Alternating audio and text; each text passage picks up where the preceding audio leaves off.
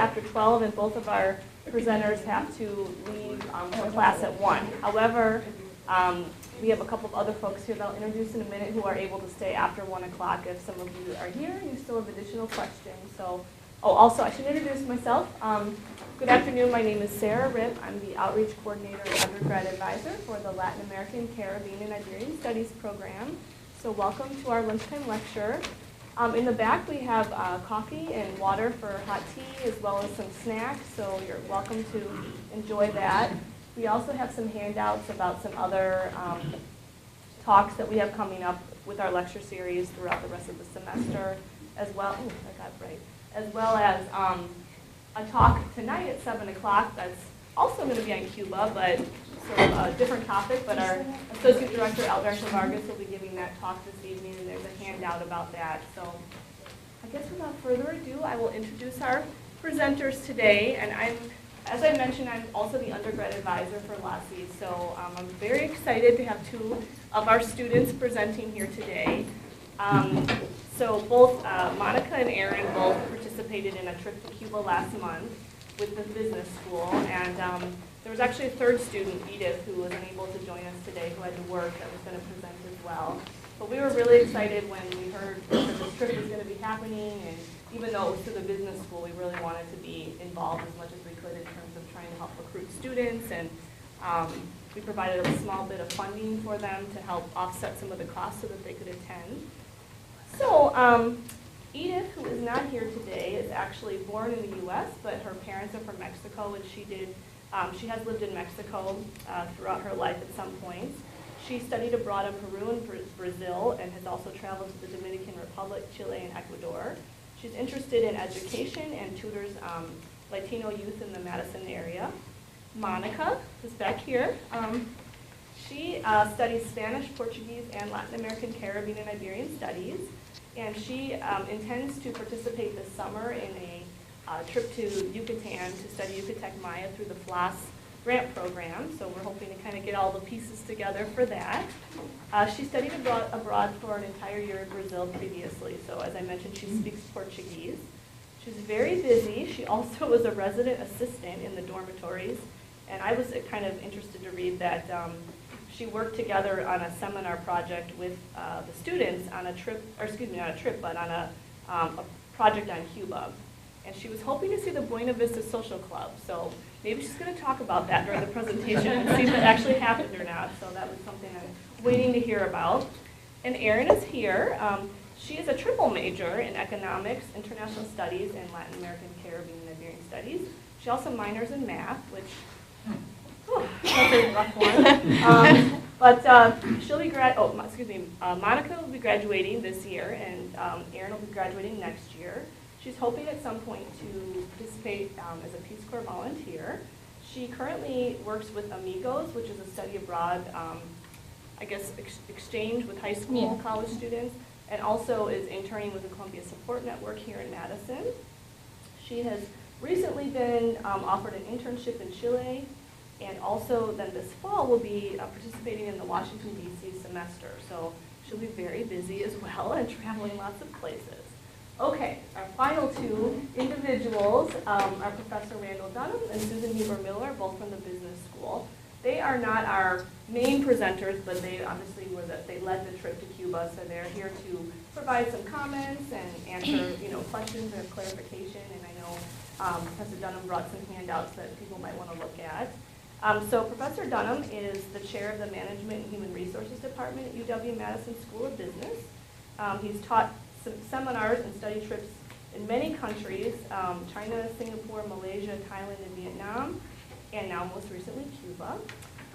Susan serves on the steering committee for the Wisconsin-China Initiative, India Initiative, and the Wisconsin International Internship Program. I know both of you used to be heavily involved in cyber, which recently we're winding it down. Yes, they're winding it down. But thanks so much, everyone, for coming today. So I'll let you get started. Thank you, Sarah. Well, hello, everyone. So we're going to present to you a little bit about our trip, some basic logistical information about the class that we took prior to going to Cuba, and just kind of some takeaways that we got from spending 10 days in Cuba. Let's see. Okay. It works. That's great. Cool. So this is a picture of our class. We are 20 students and 3 professors, along with Professor R.D. Nair, who isn't with us today, but joined us on the trip last minute. And it was definitely an eclectic mix of majors. A little more than half were business, but we also had international studies, political science, a couple of nursing students, and then we also have LACIS students too. So it was definitely really good for class discussion because people were coming from different perspectives, and also people were coming from just kind of different ways of looking at culture and learning about other countries, which was really interesting. Definitely very good. Cool. Okay, so course overview. I counted, and we had 8 seminar meetings before we went. Randy can probably attest to me being either wrong or correct. And in total, You're always right. that is my last name. It really helps. So it was 24 hours in total of full lecture time, and I brought along all of the books that we were provided. There were 7 in total, and those that I haven't gotten to, I intend to in the very near future. We were asked to complete, or close to complete, 3 to 4 of them during our seminar time, and I must say that when it came to going to Cuba well-informed, it just made a huge difference. A lot of people that we came in contact, we stayed in hotels, so we spoke with tourists. They didn't have an idea of the political system, the economic situation, the ideologies that were within that country and how people lived. They were there because it was a Caribbean island and because they heard there were beaches and that it was the birth of the daiquiri. That essentially brought everybody. So a lot of the time, our course, our students, speaking to people on our free time, we're acting as instructors to full-grown adults that had no idea about Cuba. So we did one group project on different situations. We presented it to our group. And in general, this is kind of cheesy, but I put unlimited class participation. We were essentially encouraged at all times to really try and vocalize our feelings and really try and think critically at all times what we were reading and hearing in class. Mm-hmm. And we were basically in charge of the learning. You got out of it what you put into it. And it definitely made a huge impact in going to Cuba. It's exactly like what Erin said. And we actually have one of our guest speakers here today. Yeah. Cool. So, the field study. We decided not to spend too much time about the seminar prior because our focus is going to Cuba and what we got from it. So, And we have copies of the syllabus if anybody's interested. Mm-hmm. Exactly. So the field study was 10 days in Cuba, and it had to be carefully planned out in order to get it approved because this class was in motion before December 17th when the changes were made. So it was very important that everything was set to a point, like to the T. And throughout the semester, plans had to change every now and then for whatever reason. So Randy was very well organized and efficient in getting everything together. So we really appreciate that. And we were just able to have, amazing speakers while we were there. We had a talk given by the former Minister of Finance who discussed the decision to move from the national peso to the parallel monetary system of having the national peso and the kook, which is the convertible and is equivalent to the dollar. And then he also, explained to us like how they're trying to transition to the peso, so you get to learn about that. And me as a LACIS student, very interested to learn about the economics part of things because I don't typically learn that side of culture. And we also got to get a glimpse into Cuba's industries of cigars. We visited a cigar factory, we visited a sugar mill, and we visited a rum distillery. And we got a lot of briefings on branding sessions too, which was interesting to hear of kind of like business owners that were owning businesses that are like mostly state-owned. So that's a different perspective that we haven't, we don't see very often in the United States. And then I felt particularly, especially informed when we visited the hospital. Here we mostly have pictures of our lecturers. This woman here, her name is Seda, and she is the wife of Professor Ernesto, who actually visited LACIS last semester to give a talk. So she talks about property and ownership. And then after that, we heard a talk from O2 Salon, a privately owned salon in Cuba. Here, this is at the baseball stadium, and we have the Cuban baseball player just casually giving us a lecture. And then Randy here, I mean, I'm sorry he could run for president. His talk after one of the lectures we had was really great, just kind of summing up Cuban-U.S. relations and what that means for the future. I thought it was really good. And then this professor here is really interesting because he talked about the sugar mill industry, and he spent a year studying chemical engineering in Cuba, and then because it was like close to after the revolution, there was an opportunity already to go to Kyiv and study Russian. So like you are seeing like how the revolution has impacted the lives of the speakers as well. The fact that he knew Russian. So a lot of fun things. Yeah. Okay, so on-site visits. So Monica already mentioned, rum distillery. We also went to a cigar rolling factory.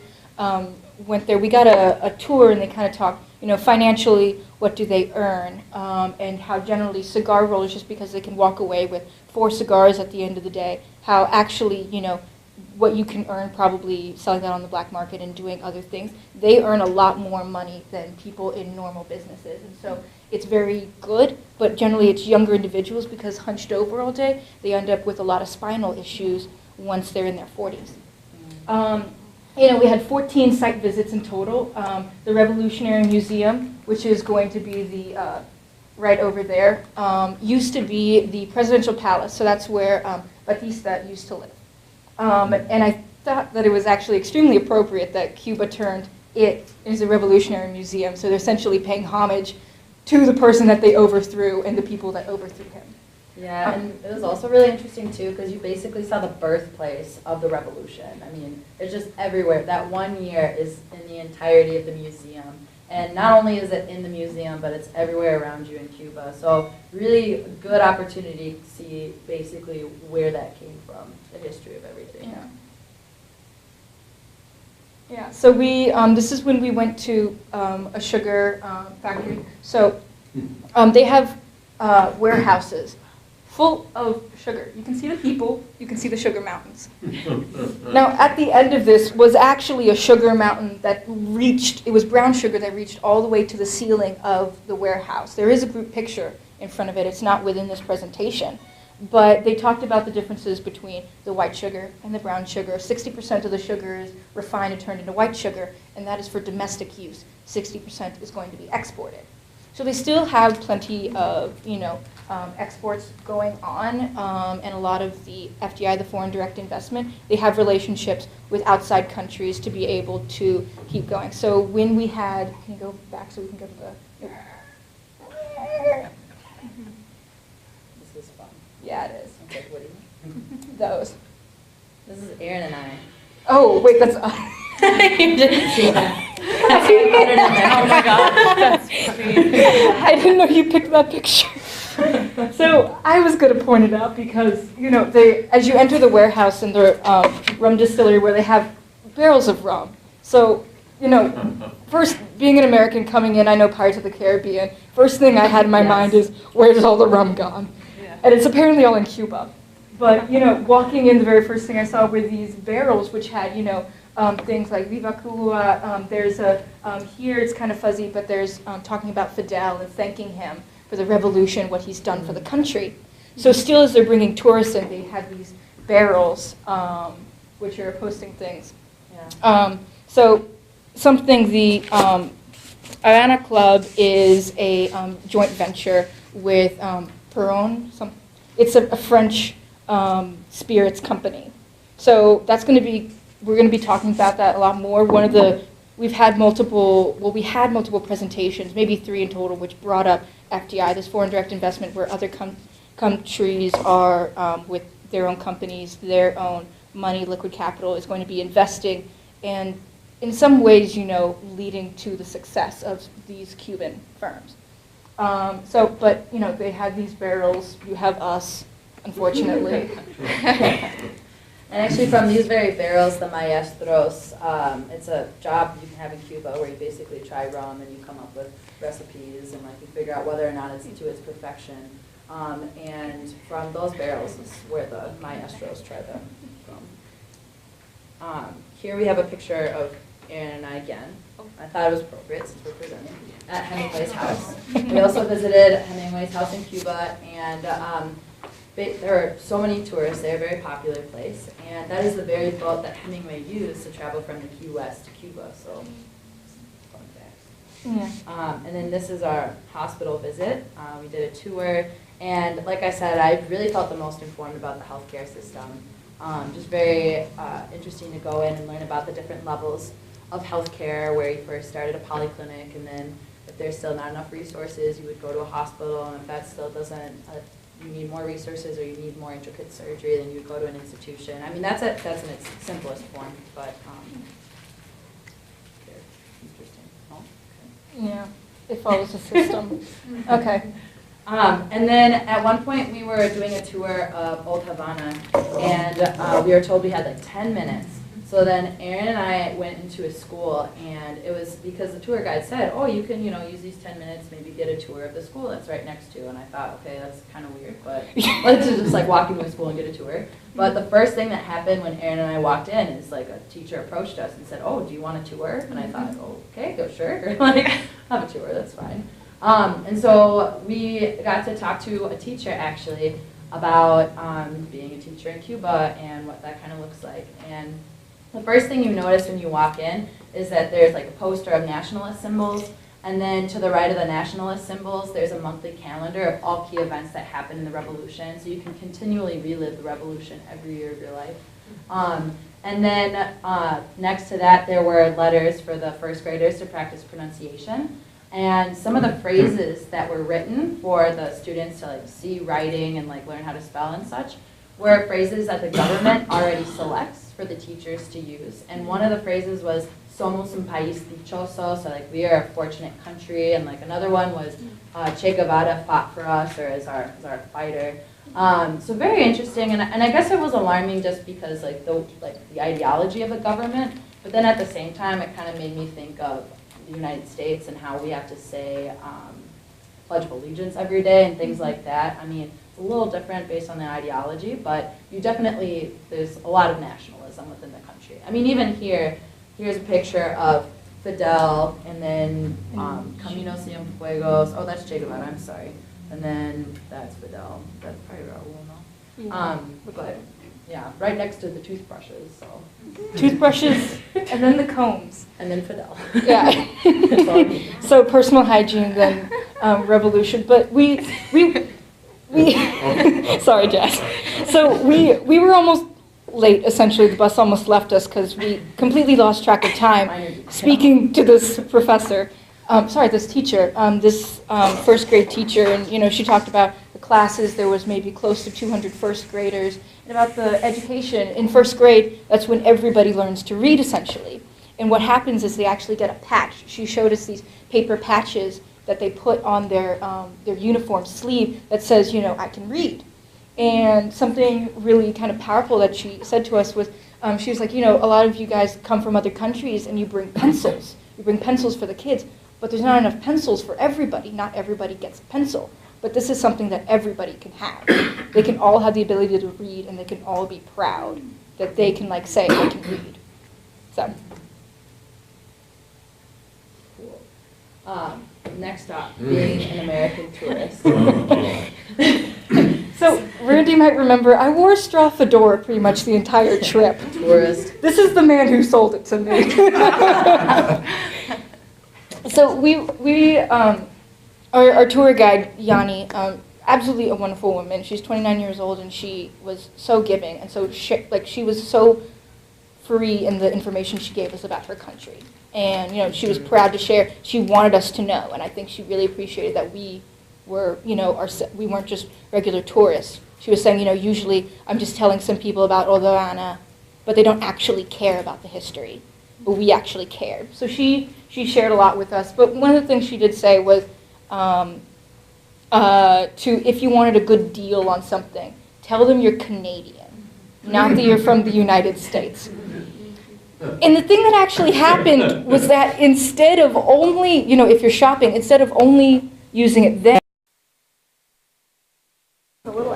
relevant, both of our presenters have to leave for class at 1. However, we have a couple of other folks here that I'll introduce in a minute who are able to stay after 1 o'clock if some of you are here and you still have additional questions. So, oh, also, I should introduce myself. Good afternoon, my name is Sarah Ripp. I'm the Outreach Coordinator and Undergrad Advisor for the Latin American, Caribbean, and Iberian Studies program. So welcome to our lunchtime lecture.